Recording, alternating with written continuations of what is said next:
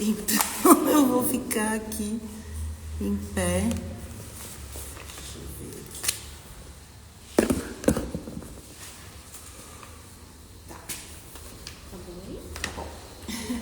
Bom, então eu sou a Rosângela, sou assistente social, jornalista, servidora pública aqui da Prefeitura de São Paulo. Hoje estou na Secretaria Municipal de Cultura. Trabalho dentro de uma biblioteca pública, que é aqui no bairro do Limão, chamado Menotti Delvíquia. Se você quiser acompanhar aqui, ó, se você quiser sentar comigo, porque eu não tenho para todo mundo, ou sentar aqui, para ir acompanhando um pouco aqui o diálogo através das informações. Estou empreendendo, né, no Centro de Formação Antirracista Sou da Sua Laia, trabalho com workshops, palestras, cursos, e é um curso mais voltado para letramento racial. E aí faço parte dessa rede, né, como moradora aqui da Zona Norte e trabalhadora daqui. Também achei que ia ter mais pessoas, porque geralmente é uma rede que tem mais pessoas, né? Acho que isso é sinal, eu vou falar bastante de sistema capitalista, tá, gente? Porque isso não isso é indissociável ao racismo. Então, cada vez mais menos RH, né? Cada vez mais nós com aquela sensação de muito trabalho, de não dar conta, de que eu sou um, mas trabalho por 10, né? Acho que a vinda da tecnologia trouxe isso, né? Ela tem uma rapidez e essa pessoa, esse gestor ou essa pessoa da classe dominante acha que, por conta dessa agilidade, nós vamos na mesma velocidade da velocidade de um computador, né? E aí vai dando muito desgaste mental, também falo sobre o desgaste mental, e fica aquela sensação de que eu não posso sair porque eu tenho tarefas para realizar dentro da unidade. Mas a formação permanente é algo que a gente não deve desistir. Como o colega falou, mas eu vi no TikTok, eu já sei tudo sobre o racismo. Não. Peraí, né? Então, assim, as pessoas estudam ainda muito, né? A gente não sabe tudo sobre a nossa diáspora, sobre a nossa cultura africana também, né? Então, livros estão sendo traduzidos agora, né? E também por conta da tecnologia, da aproximação da possibilidade de tecnologia. Então, nós não sabemos muito sobre os nossos antepassados. E nós somos o que somos hoje por conta da nossa ancestralidade, né? Então, para quem busca autoconhecimento, não tem como ter um autoconhecimento se você não busca os seus antepassados, porque você também vai reagindo e vai sendo um ser humano por conta também dessa questão ancestral. Então, nós não sabemos tudo. Então, já parte por aí, e este é um ambiente de troca. É aqui que vocês vão saber, poxa, lá eu estou agindo dessa forma, e não sei o que, como que você está realizando, como que você está fazendo, vamos juntar, vamos fazer um network, vamos criar possibilidades de trabalho conjunto, porque está muito difícil trabalhar também sozinho, a gente precisa trabalhar junto. Então, né, cada um aqui talvez possa sair com essa missão de chamar um colega, né? Estou sentindo falta, você ser a tal, eu MSC tal, apesar que aqui acho que estamos dois MSC, né? Então, acho que vale a pena para poder dizer assim, olha, vamos fazer algum esforço, congelar aquela data para a gente tentar estar junto pelo menos de 2 em 2 meses. Né? Principalmente como um tema como esse que vocês falaram, que não dá para tratar só em novembro. Né? O racismo, a gente vai conversar com ele sempre. E a gente pode usar datas comemorativas, por exemplo, se você gosta, talvez, de usar alguma data comemorativa, foi data do meio ambiente. Então, a gente pode introduzir esta conversa do meio ambiente associando ao racismo. A gente tem um racismo ambiental. Né? Por que essas pessoas estão na comunidade, estão na periferia e outros estão em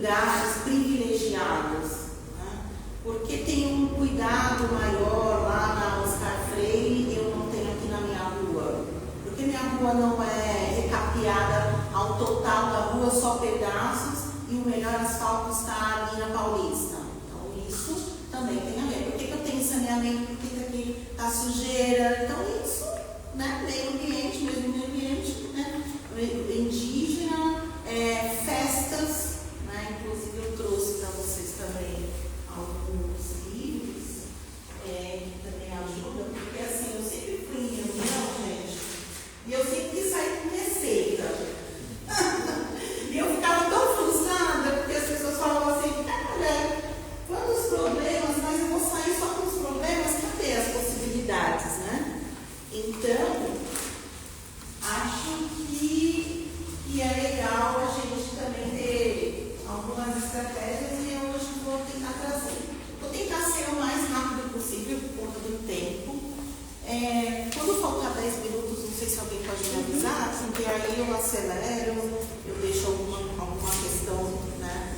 Então eu trouxe livros assim que falam da cultura afro-indígena e aí, portanto, dá para utilizar essas formas culturais para poder fazer oficinas, né? Eu pensei muito da proteção social básica, porque ela geralmente é o que veio mais nesse espaço, mas a gente tem a média complexidade aqui, vocês trabalham com jovens, então, e esse livro é um livro também que vocês podem pegar na biblioteca, tem uma história, então tem muito conteúdo, tem fotografia, dá para usar. A primeira questão que eu quero tratar com vocês é sobre a racialização. Então, quando a gente tem a diáspora africana, a classe dominante da época, os europeus, eles precisavam justificar que eles estavam escravizando a população negra e estavam dominando, escravizando os indígenas nas terras das Américas. Então, para ele justificar para a população porque um ser humano estava sendo tratado de forma distinta, ele inventou todo um corpo científico para justificar que o negro e o indígena ele era um ser inferior. Então, a base para a gente saber sobre o racismo é essa condição do mundo de classificar e dar estereotipos e isso carregar estigmas, né? E aí a gente carrega os estigmas de toda inferioridade. Então eu posso fazer isso com o outro porque eu sou um ser superior. Quando vocês lembram, né? Por exemplo, daquela imagem do quadro da Santa Ceia, que tem os 12 apóstolos, e ali é uma branquitude, tá certo?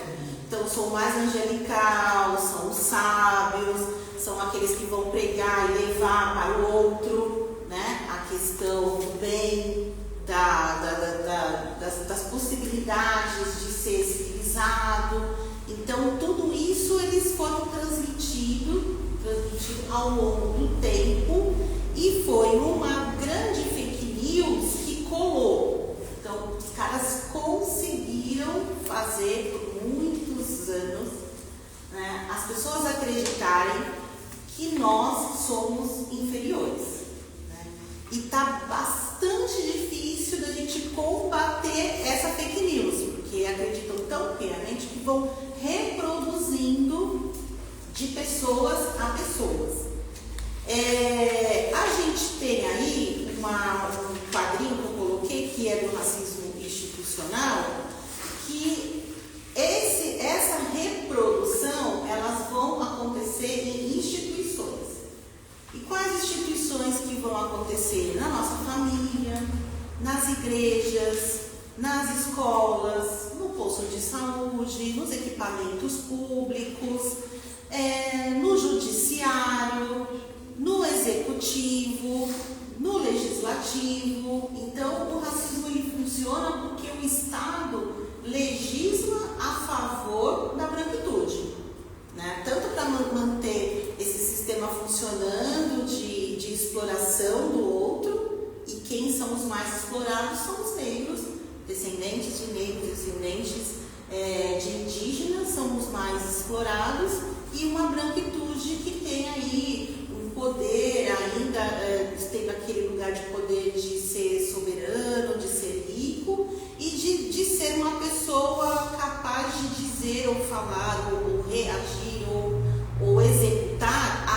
melhores tarefas. Então, nesse sistema hierárquico, a gente fica sempre com aquilo que vai sendo muito mais difícil do que prático, né? Do que realizável. E essas instituições, elas, por a gente nasce na família, e a colega falou, eu vivi algumas manifestações racistas na minha família. A minha família também tem várias manifestações racistas até hoje. Então, será que vale a pena a gente falar e tudo? Aí eu já tenho uma visão diferente. Eu acho que vale a pena a gente falar de forma pedagógica sempre. Isso é uma posição minha e tem pessoas que são contrárias, tudo bem. Mas para mim, eu sempre vou falar de forma pedagógica sempre. Né? Até porque eu tive uma experiência da minha família, né? Que eles têm bastante equívocos por conta de uma crença. Então, muitas famílias ainda têm crenças, ainda têm costumes e ainda têm hábitos. E tem pessoas com muita dificuldade de diluir isso. Aquelas ideias são cristalizadas. Né? Então, não é todo mundo que está terapeutizado, não é todo mundo que, olha, eu estou vendo o mundo para além desses prédios. Você falou assim, eu estou vendo São Paulo, mas eu vejo além disso daqui, que é um mundo de possibilidades e um mundo que não é só asfalto. A gente voltar para uma pós-provisão, por que eu estou pisando em asfalto se eu deveria estar pisando na terra, na grama? Né? Então, essas questões não é de fácil resolução. Ela tem uma grande complexidade. E o fato das pessoas estarem nessas instituições e reproduzindo vai trazendo, então, essa ideia que não acaba da inferiorização.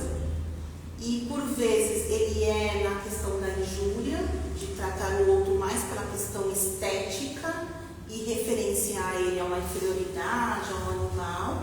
Mas, quando a gente fala de racismo institucional, a gente está falando dessa explicação que está aqui, do Adilson Moreira, né, que é um conceito que designa práticas institucionais que afetam certos grupos raciais de forma negativa, que acarretam perdas de oportunidade para suas vítimas, porque eles deixam de ter acesso a oportunidades educacionais, culturais, econômicas, sociais ou profissionais.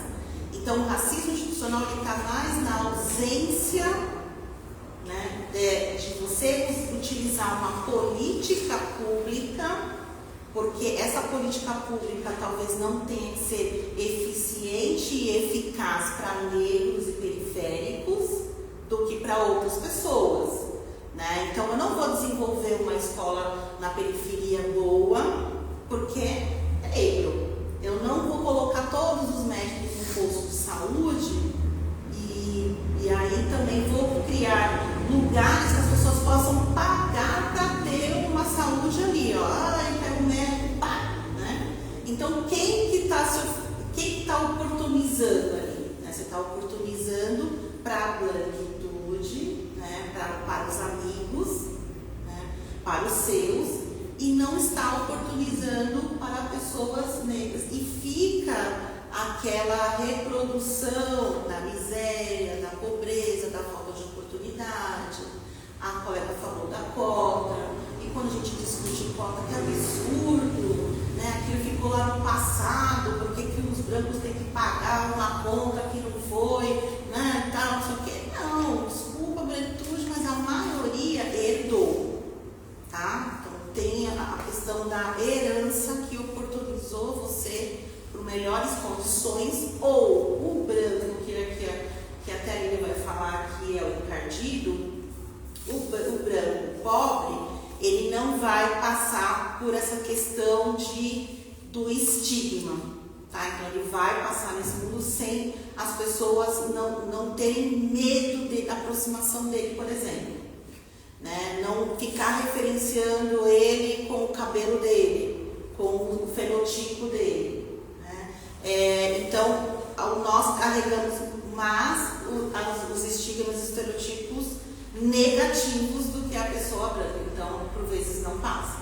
Então, estou procurando emprego, estou vendo uma mulher branca, estou vendo uma mulher negra. A mulher branca, por vezes, mora num bairro mais favorecido, mas ela é pobre. A outra mora num bairro não tão favorecido, ela é negra, então o emprego vai para a branca, entendeu? Então, assim, entre a branca e a negra, com o mesmo nível de conhecimento, eu vou escolher a branca.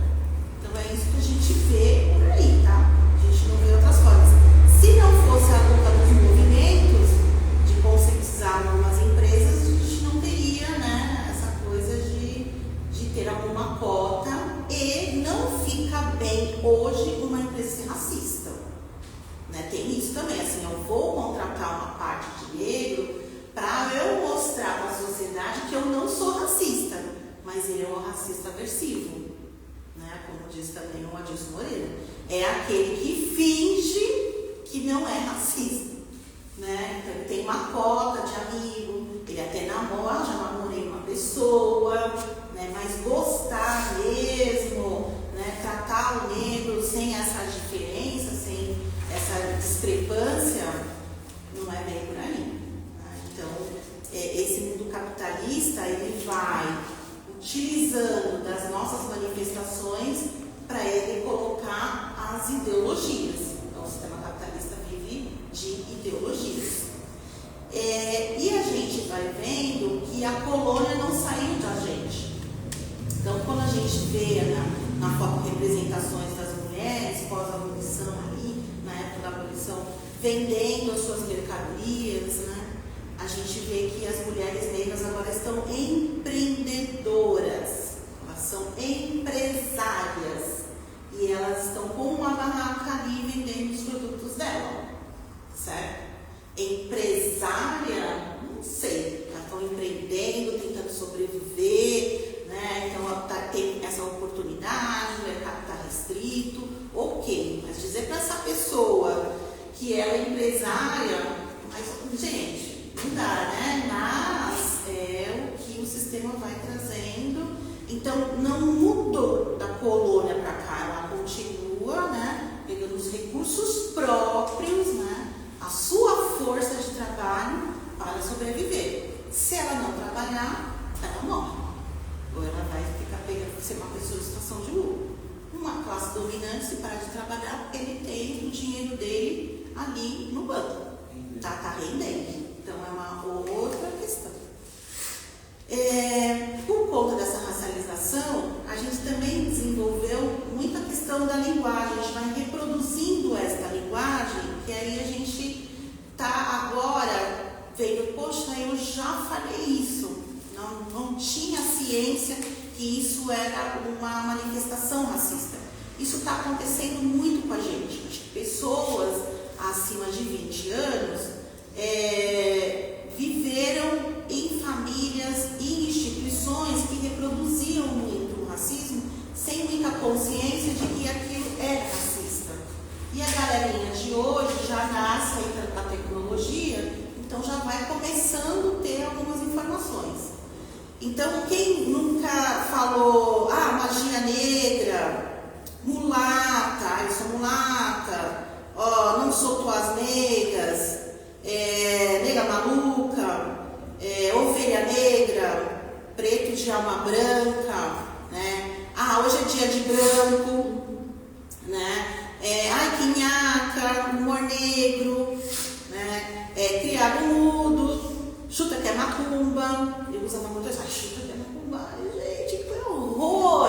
Quando eu era mais menor, eu falava uma coisa dessa, entendeu?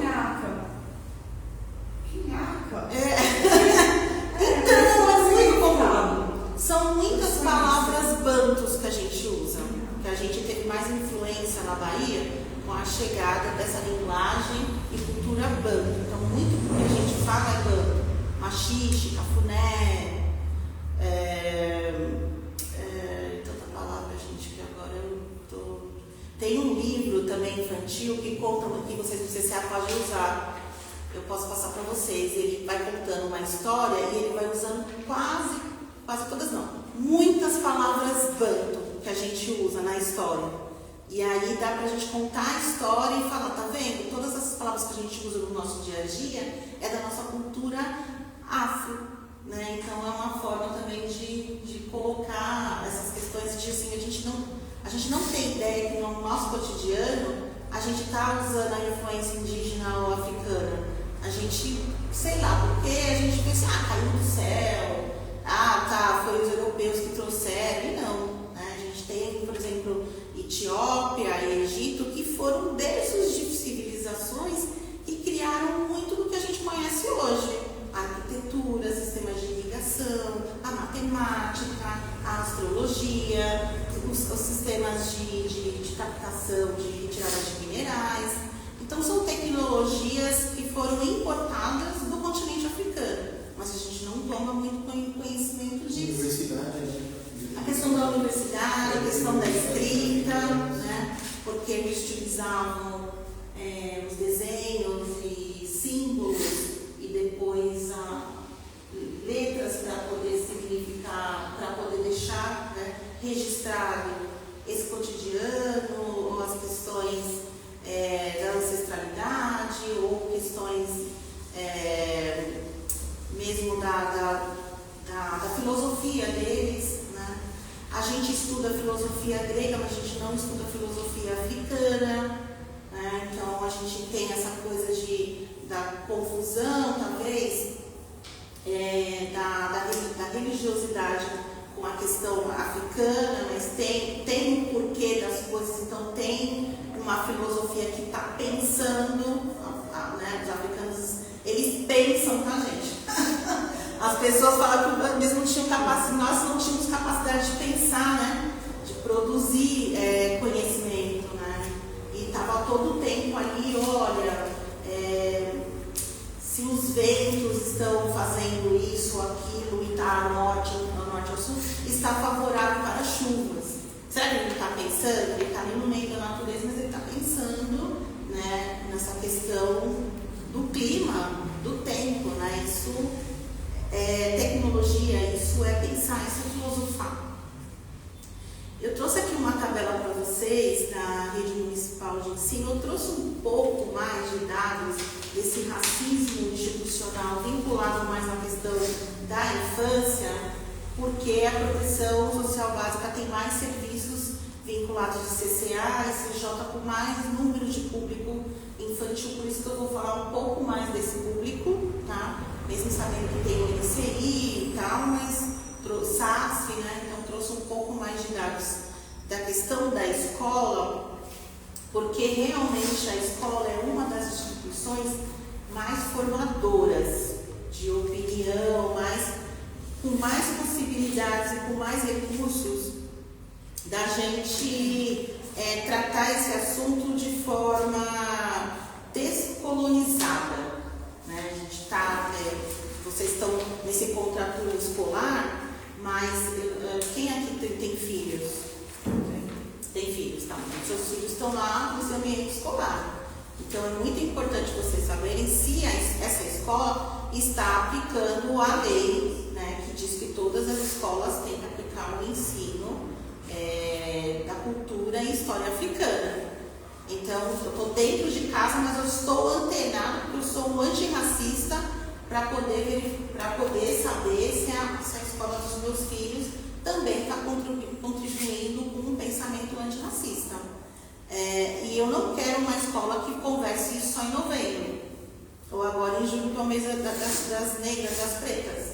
Eu quero que a escola vá trazendo a matemática da origem dela, que é uma origem etíope, né? Então, tem coisas que a gente precisa ficar atento para ser realmente um antirracista. E aí a gente vai olhando que a maioria das pessoas, ainda que acessam a educação, elas são brancas, né? A gente tem uma maioria branca, a gente, os números não sei se vão dar para ver porque ficou muito pequeno, né? A gente tem uma minoria preta e a gente tem um número quase aproximado de pardos. Eu fiquei muito, esse é um número de 2022, eu fiquei muito também querendo saber do não declarado, que é um número muito grande, e aí esse não declarado significa o quê? A gente tem que parar para pensar. Por que as pessoas não estão se autodeclarando qual a cor? Talvez também porque as pessoas, por conta da mestiçagem nossa, fiquem em dúvida de qual é a minha cor, né? Até por conta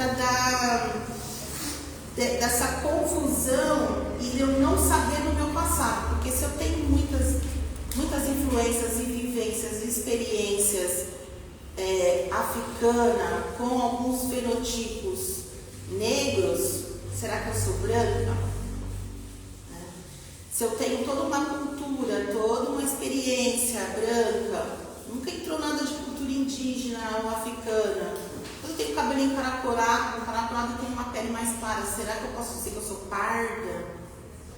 Então, se você não tem esse autoconhecimento e não conhece a história, fica difícil você se identificar como cor parda ou cor branca, né? Eu fico naquela dúvida, como a gente já viu, fenótipos negros se identificando como branco. Né? Oi, tudo bem? Tudo. O clássico Ronaldinho, né? Que lá atrás perguntaram para ele, né? E ele fala, não, eu sou branco, né? Então, com toda aquela cultura do Rio de Janeiro negra, né? Rio de Janeiro e a Bahia é um dos estados mais negros que a gente tem. Enfim. Mas o IBGE apresentou avanço dos níveis de escolaridade de 2000 a 2022. Nesse período, o percentual de pessoas sem instrução ou sem concluir ensino fundamental caiu quase a metade, de 63% para 35%. Ou seja, tem mais pessoas frequentando a escola. Então, está tendo mais acesso a informações, a conhecimento. Tá certo? Então, a gente está indo para uma sociedade que em 1910 tinha 90% de analfabetos para agora para essa porcentagem. Então a gente tende a evoluir, mas evoluir como? Pensando como? Né? Que educação está sendo trazido para as escolas? Ao mesmo tempo, o número de habitantes com nível superior completo cresceu quase que 3 vezes, de 6,8 para 18,4. Né? Então, assim, também é um número de acesso das pessoas a uma graduação. Também por conta dos movimentos negros que foram ali atrás de cota.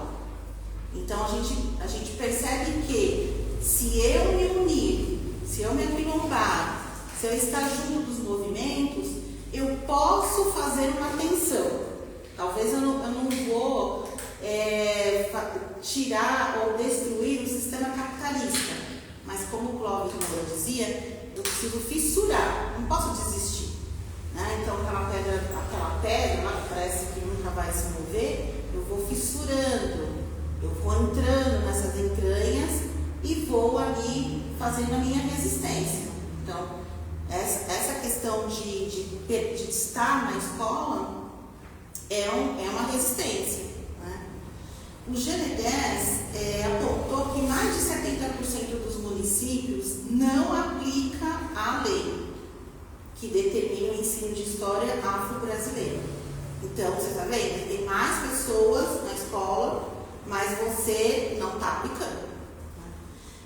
Nessa direção, o IPEC diz que o ambiente, e também ele constata, por percepção, né, que o ambiente escolar é apontado por 64% dessas pessoas de 16 a 24 anos como o lugar onde mais sofrem racismo. Né?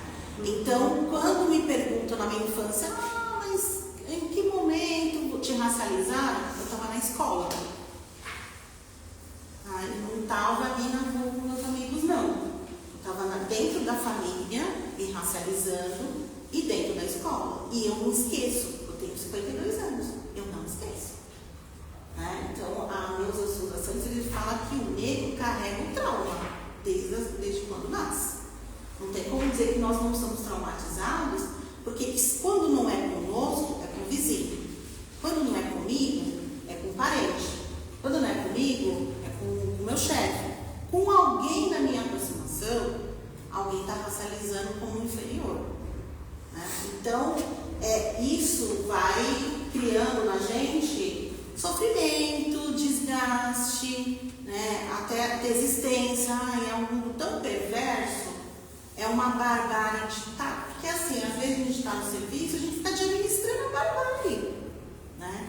Então, essa situação, a gente precisa olhar para ela, porque a gente precisa concretizar isso, porque já fazem 20 anos de. Então, não dá para admitir que esses números continuam. Esses números têm que serem reduzidos, né?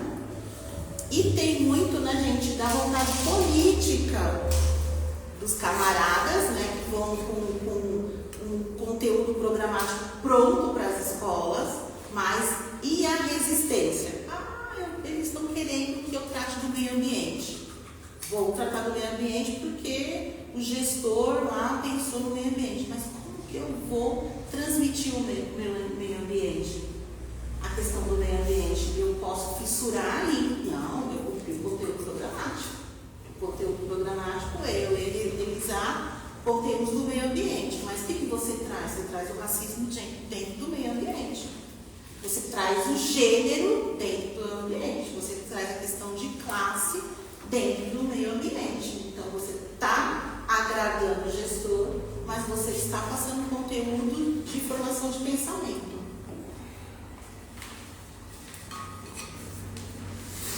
Junto com a questão racial, a gente percebe que fica um pouquinho mais perverso, ou muito mais perverso, quando tem os atravessamentos ou os cruzamentos, que é a xenofobia.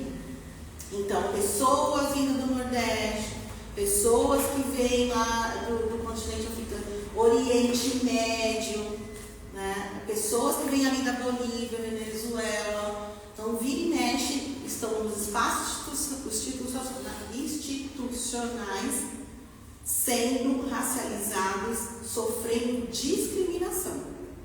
Então, isso é algo que a gente também pode e deve tratar. Né? Os diferentes, tudo que tem a ver com diversidade para o brasileiro, para o mundo, mas para o brasileiro, que é o que a gente conhece, né? Porque eu não sei se as pessoas conviveram muito em outros países, né? Eu convivi mais aqui no meu país. Então, eu digo assim que para brasileiros a diversidade ainda é algo muito difícil, aceitável, tolerável e de convivência. Até nas nossas escolhas, tá, gente? Não vamos dizer não, porque até nas nossas escolhas a gente costuma até dizer assim, poxa, eu não fui com a cara daquela pessoa, né? Sem conhecer a pessoa de fato, né? E então ela é um ser humano, tem uma história, tem uma trajetória, né? Será que vale a pena dar uma chance? Então, e LGBTfobia também atravessados. E quando é LGBT negro, aí a coisa fica pior, né? É o capacitismo. Né? Então a gente tem esse número também atravessando essas diferenças. E quando é negro, nem diagnóstico tem. Né? Porque tem um estigma de que negro é forte, ele é mais resistente. Né? Então, identificação de diagnósticos de criança que tenha alguns transtornos. Mas o negro, a criança negra, ela já nasce transtornada. Olha isso. Ele pula, ele sobe, ele não sei o quê. Olha o que ele está falando. Então, assim, naturaliza alguns comportamentos, dizendo que o comportamento agressivo é coisa de preto, é coisa de negro. E às vezes tem alguma questão ali. Até às vezes ele trabalha o transtorno da pessoa, mas não trabalha as questões clínicas. Outro dia eu vi uma reportagem da gordofobia, que a pessoa vai no médico, o médico fala, você tem que emagrecer, você está doente por conta da sua gordura. E às vezes a pessoa está com outros quadros clínicos adoecidos, e o médico está falando para emagrecer. Então, a gente não é olhado como um todo, com cuidado, né? As pessoas não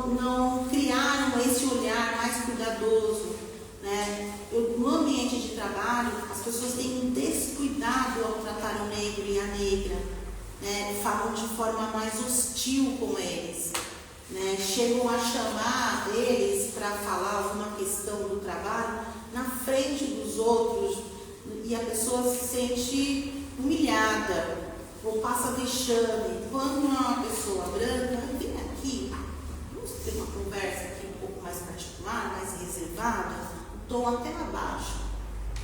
Mas quando é o negro, eu posso apontar o dedo, eu posso manifestar um gesto mais impositivo, porque é essa visão que a gente tem aqui, ó, que a gente foi acostumado a ver negro, né, nesses livros de referência escravizados, né? Então a gente tem muita referência de ver imagens de negro nessa questão de sofrimento no castigo, né? E a gente não vê que olha quantos negros tem aqui, né? Não sei se dá para ver, mas se vocês conseguem identificar quem são. Quem são? Tem essa imagem aqui, ó. Quem vocês identificam aqui? Quem? Ah, tá. Quer olhar?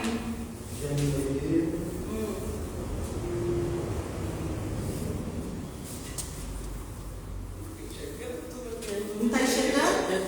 É difícil, né? Tá.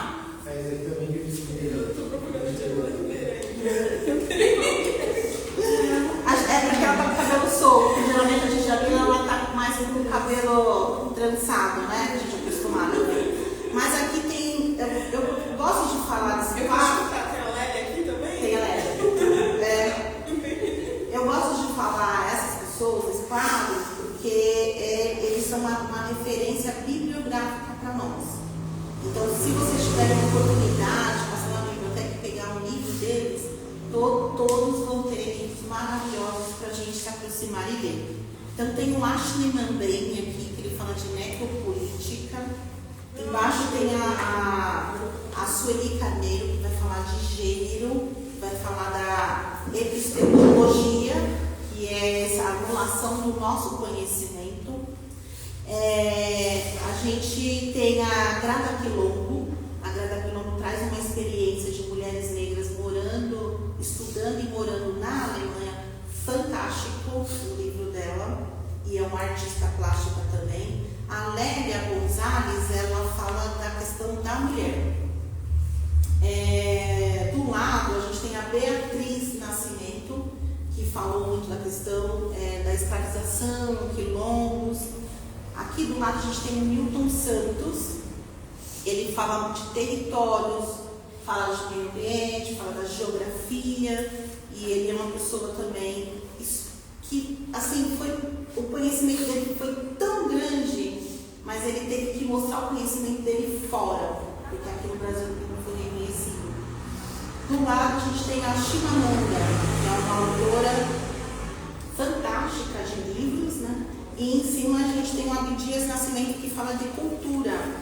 Então são essas referências. E esses ambientes onde os negros, a população negra está, que são CJ, CCA, tudo bom? Bom dia, tudo bem? São espaços aí de formação de identidade. Então, o MSE, né, muito importante trazer elementos que resgatem a identidade deles, né? Tenha essa construção e desconstrução do racismo, né? Então, construir novos pensamentos, desconstruindo essas teses equivocadas que foram colocadas para nós, né? E as ofensivas racistas, elas partem dessas questões de nos inferiorizar intelectualmente. Para a mulher, hipersexualização, né, dos nossos corpos, né, como mulheres negras. Eu tive muita essa experiência de homens aproximar de mim, achando que estava me paquerando, e na paquera ele falava: eu tenho curiosidade de sair com uma mulata. Tem muita referência da mulata, da Sargentelli e tal, né? E falando, então tá, uma curiosidade, mas e um envolvimento, e me conhecer.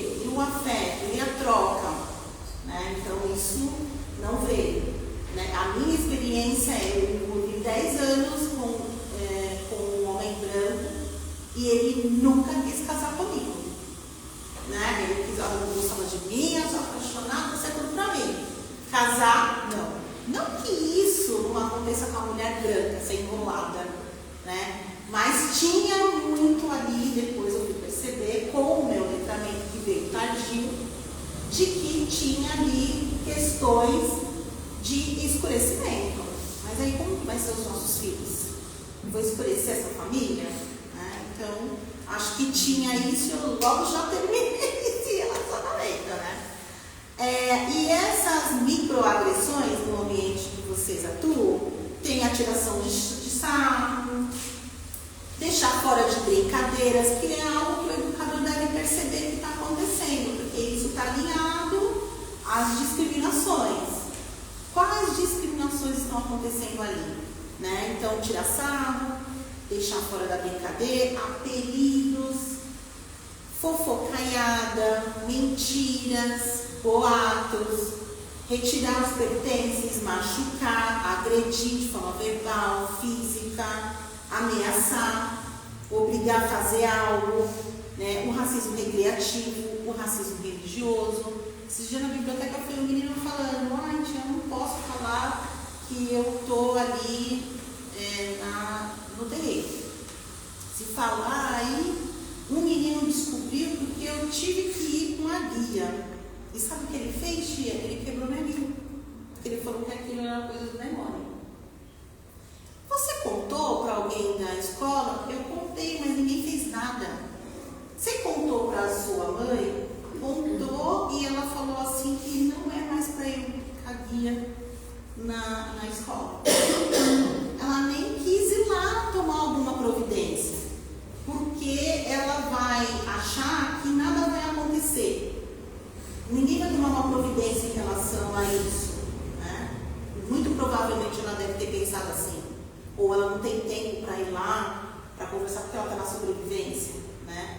E a criança, ela fica ali não podendo ser ela mesma, porque ela tem que usar uma máscara branca, como falam disso, né? Para conseguir uma convivência com os outros, para ser aceito pelos outros e para fazer parte do grupo. E isso é muito ruim.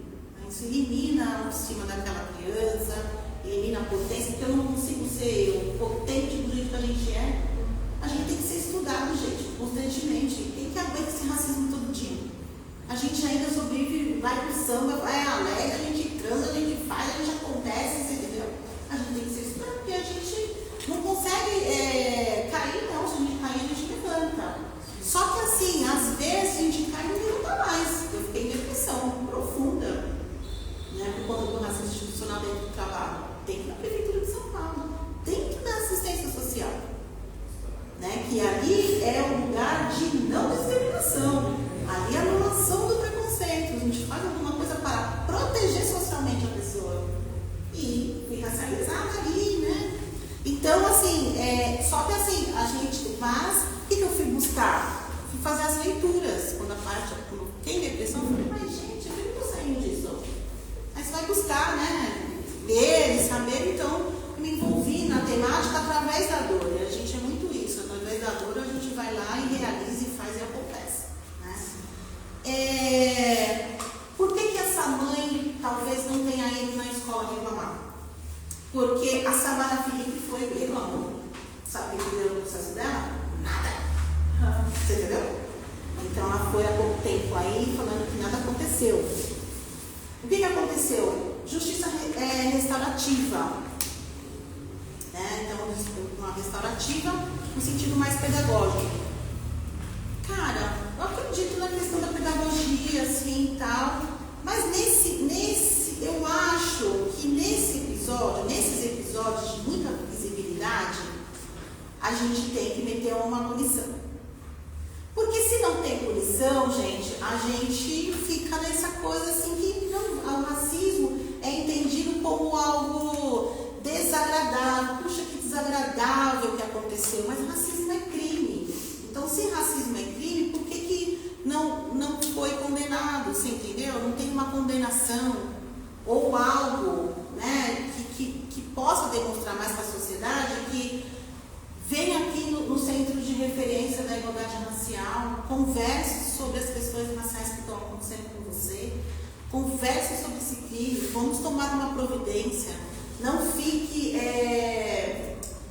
ruim com as suas questões emocionais, acesse a política de assistência social, veja com o corpo jurídico o que pode ser feito, você entendeu? As pessoas ficam desacreditadas se não tem a responsabilização, né? Então, para ela e para muitas pessoas, que ela falava assim, eu estou sendo ouvida porque eu sou branca e tenho uma representatividade na mídia, né? Mas ela tem uma luta junto, né? Ela é uma aliada, como você disse, junto com outras mulheres negras, porque quando também chegam, não são nem escutadas, né? Exato. E aí a gente fala, né? Se essa pessoa que tem essa visibilidade, tem acesso à mídia, não foi ouvida, teve um processo improcedente, o quanto as outras estão passando aí em silêncio. Sim, mas aí é que tá. Deram muita visibilidade para esse caso, mas quando a gente vai ver os números aumentaram de denúncia e aumentaram de efetividade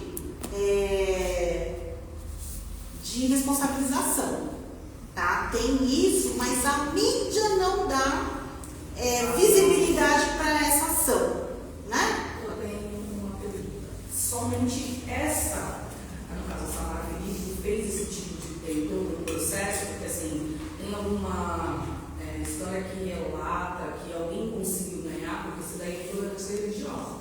E pelo que a gente sabe, hoje em todas as empresas, eles deixam muito claro que não pode ter esse tipo de preconceito, tanto com a questão de homofobia, gordofobia, né? Se você faz qualquer tipo de coisa aqui da empresa, a empresa te retira de lá.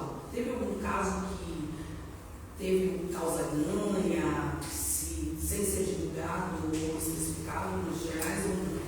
Olha, como por vezes, como essa temática não é uma temática que eu me dedico para estudar, né, as questões mais jurídicas e tudo, o resultado disso, os resultados do Supremo e tal, eu não sei te dizer os números, porque quando eu acompanho, saiu na mídia, né? Mas como eu fiz o meu mestrado falando da questão do desgaste mental e que o que acontece com o negro não é um assédio moral, mas um racismo institucional, eu chego a afirmar isso no meu mestrado, aí eu vou investigar alguns números e vejo que tem esse aumento de decisões positivas para o negro em empresas privadas.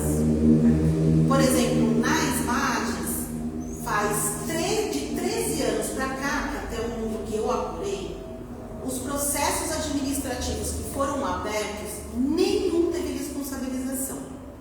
A Secretaria nunca admitiu assédio moral ou racismo institucional. Mesmo com câmeras, nada. É bem oculto, né? Eles ocultam por causa do nome da empresa, né? A marca. Não, assim, na verdade, no processo administrativo, as pessoas não têm tanta materialidade. Porque como que eu posso dizer, assim, a materialidade seria muito importante. Aqui tem um advogado? Você, né? Então ele pode falar melhor, tá? Mas para a justiça, né, o que vale é a materialidade.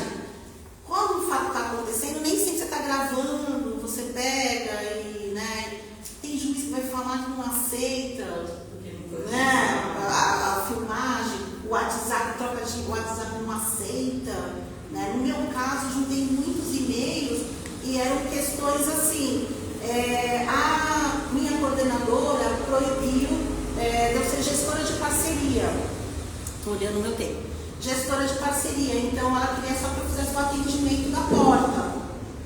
A minha gestora de parceria, no Estatuto de 1979, que não foi atualizado, ela tem o direito de me colocar nos locais que ela acha que eu fico melhor. Mas ali, por tudo que estava acontecendo, que nós sofremos racismo desde pequena, a gente sabe quando a pessoa está querendo colocar divisões, sabe? Segregação. Então ela estava segregando, porque para o sistema capitalista funcionar, ele tem fico oprimida, eu fico coagida. A minha resistência vai ser um pouco anulada. Que é esse sistema de colocar no pelourinho. Ó, como castigo aqui para todo mundo ver. Ai, de um servidor público. Então é todo um sistema calculado que eles não dão ponto sem nó. O sistema capitalista em cima da carne do mercado que vale menos, é porque eles estudam esse mecanismo. Quando a gente está estudando aqui, está entrando na universidade, de poucos em poucos, né, para a gente ganhar esse espaço, eles já estão na universidade faz tempo, né, e eles estão ali vendo maneiras de controlar essa questão.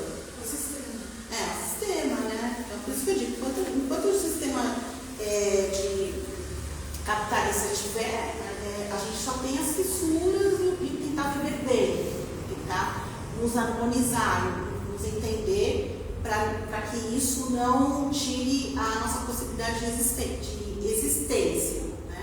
Não é sempre resistência, a gente vai resistir, mas a gente precisa existir. Né? Então, cada um vai ver ali o que pode ser feito nessa existência. Né? E no ambiente de vocês, é bom, depois eu posso passar para Suelen, porque também é interessante vocês verem o que eles estão acessando pela internet, tá, gente? Tem muita captura de crianças e jovens por esses aplicativos Discord, Roblox, no próprio TikTok, né, na Deep Web, que são as violências de cyber, né, bullying. A gente precisa saber a diferença entre bullying e racismo, que são formas diferentes, né? Então, as escolas têm tratado isso como bullying, né? Então, quando você vai ver a cor é negra, a questão que aconteceu é por aparência, é fenotipo, é pela cultura, e quando for assim é racismo. Ah, jovem pode cumprir uma pena por racismo? Pode. Né? É um ato infracional. Então, dependendo do caso, entra em ato infracional. E aí o juiz vai dizer se é uma prestação para a comunidade, se é uma medida meia aberta ou não, você entendeu? Mas o jovem também se cometeu e a família tem que ser responsabilizada.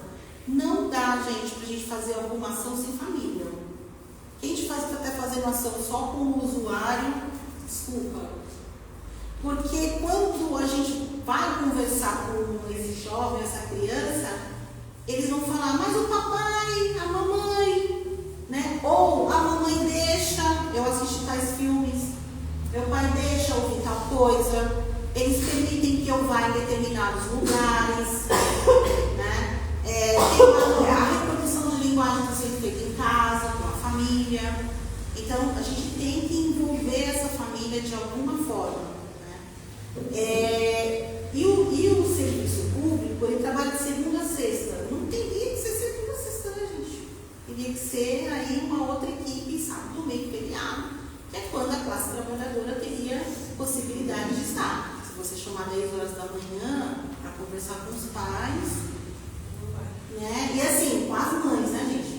Porque o pai mesmo, né, se for periferia, ele nem vê. Então, vou tentar finalizar aqui, porque tinha muita coisa para falar, não vai dar, mas eu quero falar um pouquinho para vocês, que aqui tem as formas de denúncia, tá? Da questão racial, mas eu queria falar muito de uma questão que eu trouxe aqui. Deixa eu ver onde ele está. Será que eu não trouxe? Será que eu não trouxe?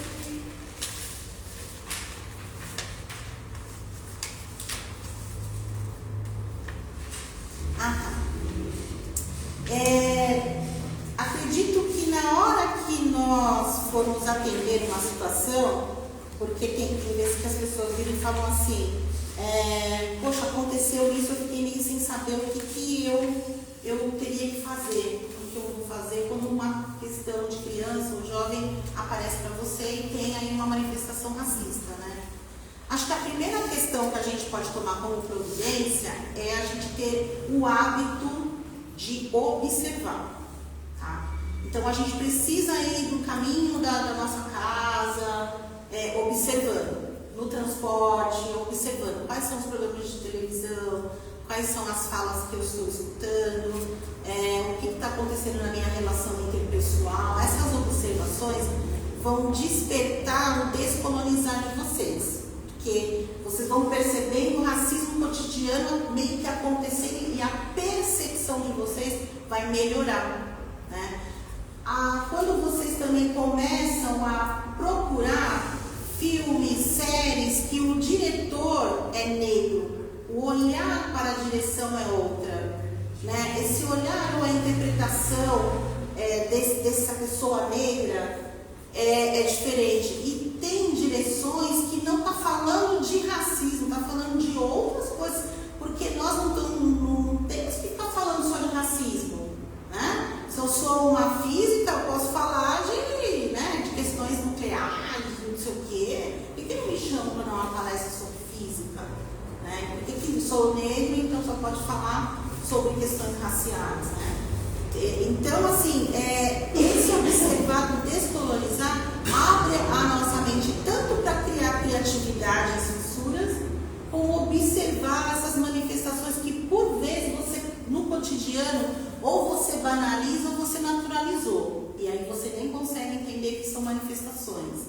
A gente vai chamar de manifestações sutis, mas o negro e a negra, ela sabe o que está acontecendo. Escutar, gente. A gente precisa despertar esse escutar. Pela falta de tempo, o TikTok de 20 segundos, você está falando há 2 minutos. Vai saindo, 2 minutos é muito que você fala. Quantas pessoas assim, a pessoa mandou um monte de 2 minutos, 20, Maria. Então a gente está perdendo essa questão do escutar e cuidado com isso, gente. A gente no escutar tem muita informação. Então a gente precisa despertar o escutar. Encorajar, tá? Então, esse teu usuário, ele tem que se potencializar. Você é cara. Olha o que os seus ancestrais passaram. Então, seja forte, seja positivo, fale, converse. Racismo é crime, entendeu? E assim, chore. Não tá dolorido? Chora, vamos chorar aqui juntos, entendeu? Tem, o homem não chora, a mulher não chora, a gente precisa chorar porque sofre racismo. Por que não pode chorar? Tem que chorar, né? Porque é triste, é humilhante, é vexatório. Mas depois de chorar, a gente tem que respirar e a gente tem que pensar em questões de equilibrar isso. Reconhecer, porque muitas vezes a gente não reconhece. Uma pessoa negra chega para você, fala uma situação, você, já vem esse mimimi, já vem falar de novo, nossa, ela está persecutória, tudo é racismo. Cara, tudo é racismo, né? Então fica falando que a pessoa é louca. Gente, tem que cuidar com isso, né? Porque você enlouquece por você não dá importância para o que a pessoa está te dizendo, né? Aprender, né? Então, principalmente a branquitude, vai aprender sobre branquitude, o que a branquitude pode fazer para ser aliado, né? Tem muita leitura que dá para fazer. Então, promover mais, não é só novembro, né? Desalienar no sentido assim, que de ideologia estão usando? Eu preciso pensar nessas ideologias, porque senão eu vou reproduzir o sistema com o outro, né? Porque como eu aprendi a ser oprimido, eu vou lá e vou oprimir o outro, que acontece muito no ambiente de trabalho, né? Investigar bons exemplos. Por exemplo, tem uma escola chamada Maria Felipe, que é uma escola muito interessante da gente ver como ela está se organizando, como que é o conteúdo programático dela, que é a primeira escola afro-indígena que a gente tem aqui no Brasil. Então, é uma forma da gente ficar assim, de a gente olhar isso, né? Porque tem essas questões que a gente pode pesquisar e olhar. E aí envolver, né? A gente tem que envolver a comunidade, a gente precisa envolver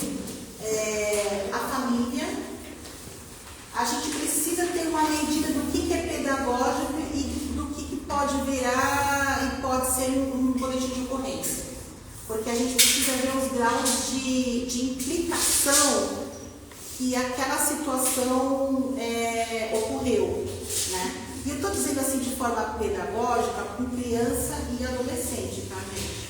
Adultos, sinto muito. 2025, racismo é crime. Então, tem que responder. Só que assim, a pessoa precisa ter muita consciência que para provar materialidade, testemunho. Porque senão esse processo agora, nesse momento, que o Brasil vive, com esse judiciário que a gente tem, fica difícil de conseguir. Então, tem que ver se você tem uma questão emocional que segura esse tranco, assim, de eu não esperar o resultado. Porque no meu processo administrativo eu fiz isso. Eu vou registrar. A pessoa que for estudar lá daqui 20 anos vai ver um registro de como o racismo funciona numa secretaria, numa prefeitura. Então, eu pensei nisso. Eu vou registrar como o racismo funciona, independente desse resultado. Aquilo me aliviou. Aquilo me deu gás. Aquilo tirou de mim para colocar para fora o que estava acontecendo. Mas tem pessoas que emocionalmente ainda não estão preparadas. Por isso que o centro de referência é um bom lugar para vir. Porque vai ter aí uma equipe multidisciplinar para poder pensar junto com essa pessoa, para a pessoa vai pensar sozinha, né, em quais medidas para ela, nesse momento da vida dela, ter melhor. Tá? E é isso, gente. Falei bem rapidamente, não sei se vocês têm dúvidas, são 10 para meio-dia.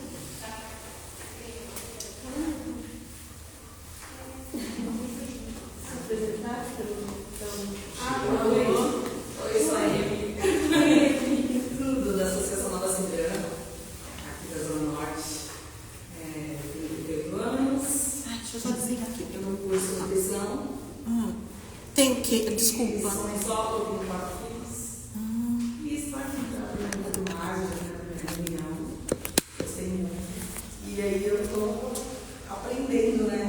Conforme a gente vai se instruindo, a gente vai querendo mais, né? E aí eu faço questão de participar de todas, que é muito bom. Que ótimo. Eu agradeço, né, Rosângela, foi ótimo. Acho que cada exemplo que você trouxe representa o nosso dia a dia de trabalho, das pessoas que a gente atende, né? Infelizmente,